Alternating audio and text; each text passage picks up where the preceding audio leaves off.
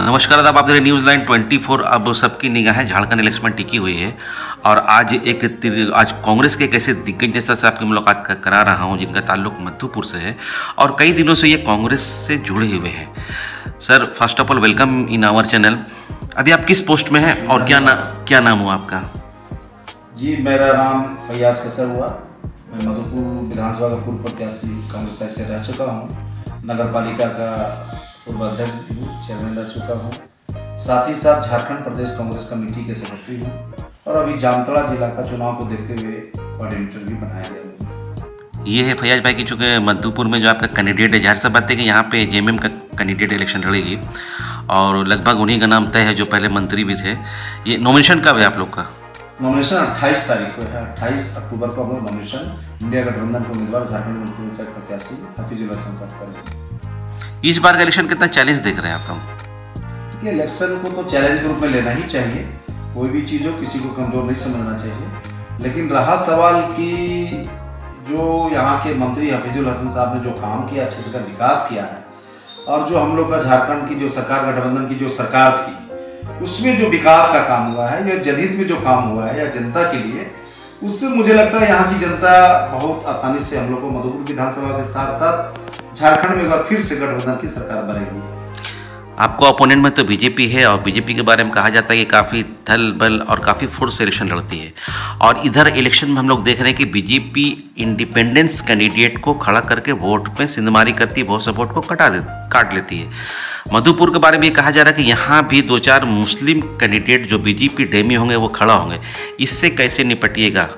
देखिए, ये तो बीजेपी का शुरू से रवैया रहा है कि जब डायरेक्ट नहीं सकेंगे तो इनडायरेक्ट में वो धन बल का इस्तेमाल करके या अपना जो भी है ईडी का इस्तेमाल करके पूरे झारखंड हो चाहे देश की बात हो करते हैं। राजवाल मधुपुर विधानसभा में ये बात सही है। कई मुस्लिम जो नेता है उनको वो चाहते हैं कि अपना जो है मदद करके उनको खड़ा करा दे ताकि मुस्लिम वोट का बंटवारा हो और बीजेपी जीते। लेकिन ये ख्वाब उनका चकनाचूर हो जाएगा, क्योंकि यहाँ जो अल्पसंख्यक समुदाय के जो लोग हैं, खासकर मुस्लिम समाज के लोग हैं या दलित है या आदिवासी है या शोषित है, सारे लोग समझते हैं कि जो काम किया उनको वोट देना है। और रहा सवाल मुस्लिम का, विशेष तौर पर मैं बता दूं, चाहे या 4 कैंडिडेट खड़ा हो जाए, मुस्लिम उम्मीदवार 5 खड़ा हो जाए, लोग सब समझेंगे वोट कटवा है और अंततः सब लोग देखेंगे लड़ाई किससे है।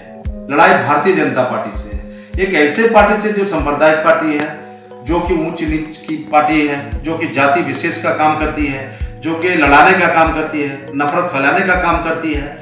तो ये तमाम हमारा पूरा विश्वास है, मुस्लिम समाज के लोग भी समझ जाएंगे कि जो साजिश करके 3-4 उम्मीदवार को खड़ा करने की बात अभी कर रहे हैं, अभी पूरा पिक्चर सामने नहीं आया है कि कौन सा उम्मीदवार। फिर आपसे हम नॉमिनेशन के बाद विड्रॉल जब हो जाएगा, कितने लोग कैंडिडेट बच गए हैं, फिर आपको फिर मैं दोबारा बता पाऊंगा कि मतलब कौन कौन लोग किसको खड़ा किया है। ये है कि आप तो बहुत दिन से कांग्रेस में जुड़े हुए हैं और आपके कामों को हम लोगों ने देखा, लेकिन जब इलेक्शन आता है तो अचानक कुछ लोग नेता बन जाते हैं और इलेक्शन लड़ने के लिए चले जाते हैं। 5 साल तक तो वो दिखाई नहीं देते हैं। ऐसे नेता को आप क्या बोलेगा? देखिए, वैसे नेता को तो ठेठ भाषा बोले तो हम लोग वोट कटवा कहते हैं कि उसका काम है वोट काटना, या वो कुछ उम्मीद में रहते हैं क्योंकि दूसरे दल के लोग, कोई फलाना दल के लोग हमको थोड़ा ज्यादा पूछे या कुछ पैसा दे के हमको बंटवाए, फलाना करे ढकाना करे। तो ऐसा हर चुनाव में हर जगह होता है, खासकर मधुपुर में। लेकिन मधुपुर की जनता अच्छी तरीके समझ रही किसने काम किया, कौन सरकार काम किया, किससे लड़ाई है और मधुपुर में अमन शांति कैसे बना रहे। इन 5 वर्षों में जिस तरह का कांग्रेस, जेएमएम, आरजेडी मिलके और हफीजुल हसन साहब माननीय मंत्री जी के नेतृत्व में जो काम हुआ, हम लोग एक दूसरे का हाथ बटा के काम किए और जनता ने जो भी बात बोली, सड़क हो, नाला हो, रोड हो, लाइट हो या सरकार की बहुत सारी योजनाएं हैं। मैं आपको बता दूं, झारखंड सरकार ने इतने बड़े बड़े स्टेप लिए जो पूरे झारखंड की जनता को लाभ मिल रहा है। उसमें आप भारतीय जनता पार्टी के जो नेता गरज रहे हैं या उनके कार्यकर्ता, उनकी पत्नी लोग लाभ उठा रही है, वो लोग लाभ उठा रहे हैं। आज बिजली बिल माफ हुआ, आप ही बताइए कि आज बिजली बिल जो माफ हुआ है तो क्या केवल कांग्रेस के लोगों को हुआ कि आम जनता, गरीब जनता को हुआ? उसमें भारतीय जनता पार्टी के नेताओं को भी, कार्यकर्ताओं को भी उसमें लाभ मिला। आज मैया सम्मान योजना है, हर घर देखिए आज महिला को सम्मान आज तक इन लोगों ने नहीं दिया। आज हेमंत सोरेन जी के नेतृत्व में मैया सम्मान योजना, सारे लोग लाभ उठा रहे हैं। आज जो बीजेपी कोर्ट जाने की बात कर रही थी कि डायरेक्ट पैसा कैसे दे रहे हैं, आने वाले दिनों महिला इंतजार कर रही है, सारे समाज की महिलाएं कि हेमंत सरकार, कांग्रेस गठबंधन की सरकार जब 1000 रुपया हम लोग मान सम्मान के तौर पर, पॉकेट खर्चा के तौर पर, मान सम्मान के तौर पर दे रही है, तो बीजेपी के पेट में दर्द क्यों हो रहा है? अब बीजेपी बोल रहा था इसे बंद करवा देंगे।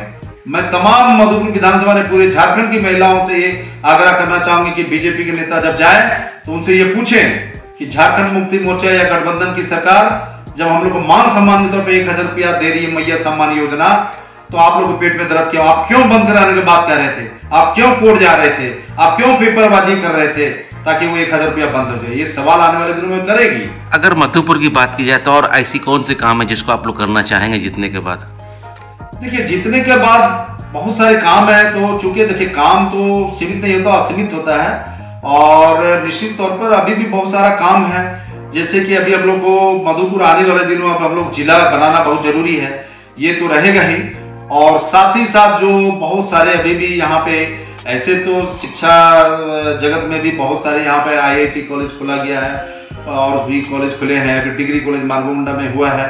तो शिक्षा के मामले में हमारे माननीय मंत्री हफीजुल हसन साहब ने भी। हेल्थ में क्या लगता है आपको? ऐसा नहीं लगता कि हेल्थ डिपार्टमेंट मधुपुर बहुत पीछे चल रहा है?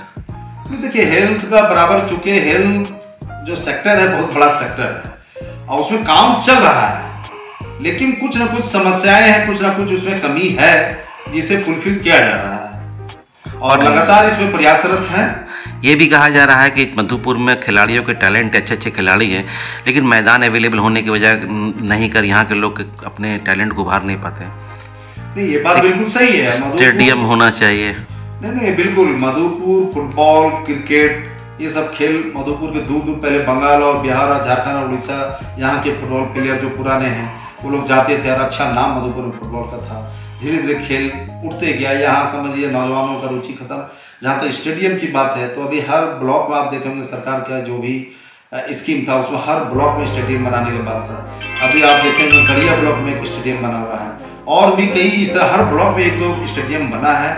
और निश्चित तौर पर चूंकि अब शहर में जमीन अवेलेबल नहीं है और शहर में अगर है तो रेल का है या कोई विवादित है, तो जहां भी है उसमें सरकार ने जो लिया है हर ब्लॉक में 1-2-3 स्टेडियम करके बना है। आने वाले दिनों में उसका इस्तेमाल होगा। इंडोर स्टेडियम अभी हमारे माननीय मंत्री जी यहाँ से मात्र 2-3-4 किलोमीटर दूरी पे मारगोंडा में भी लगभग फाइनल स्टेज पर है, ताकि वहाँ आउटडोर भी खेल कूद हो सके, बैडमिंटन हो या टेबल टेनिस हो या कैरम बोर्ड हो, इस तरह का भी खेल के लिए कोशिश किया। बहुत कम समय रहे स्पोर्ट्स मिनिस्टर, लेकिन प्रयास अच्छा रहा है। चलिए, चलते चलते आखिर सवाल है कि अब बीइंग एज ए आप भी नागरिक हैं मधुपुर के और कांग्रेस के नेता हैं, आपका उम्मीदवार है, पब्लिक से क्या आपकी अपील है? पब्लिक से बस यही अपील है कि चुनाव का मौसम आ गया है। भारतीय जनता पार्टी चुनाव का मौसम में, चुनाव के समय इन्हें हिंदू मुस्लिम नजर आएगा, इन्हें मंदिर मस्जिद नजर आएगा, पीछे अगड़ी जाति पिछड़ी जाति नजर आएगा, इन्हें दलित आदिवासी नजर आएगा, इन्हें अभी महिला नजर आएगी। लेकिन इतने दिन में वो कहाँ गए? आज वो गोगो योजना का एक हवा क्रिएट कर रहे कि 2100 रुपया देंगे। भैया, आपका सरकार है नहीं, आप कहाँ से दीजिएगा? रहा सवाल आसाम में, हरियाणा में, फलाना जगह में आपका जहाँ सरकार है, आप वहां क्यों नहीं दिए? क्यों झारखंड की जनता को, यहाँ की महिलाओं को आप बेवकूफ बनाने काम कर रहे हैं? और हम लोग की सरकार ने अभी दे रही है पैसा। और आपको मैं बता दूं आपके माध्यम से, चैनल के माध्यम से, झारखंड की तमाम महिलाओं को, मधुपुर की महिलाओं को, कि छठ में भी ये चौथा किस्त मिलने जा रहा है। यानी आपको दशहरा के अवसर पे, रक्षाबंधन के अवसर पे, यानी महिलाओं का मान सम्मान और स्वागत और उपहार के तौर पर हेमंत सोरेन ने 1,000 रुपया देने का काम किया है। और साथ ही साथ कैबिनेट में ये निर्णय लिया है कि दिसंबर महीना से हर महिलाओं के खाता में 2500 रुपया करके दिया जाएगा। चलिए सर, आपको चूंकि प्रचार प्रसार में आप लगे हुए हैं, आपको जाना भी, अपने चैनल से बात की उसके लिए बहुत बहुत धन्यवाद। बहुत बहुत शुक्रिया।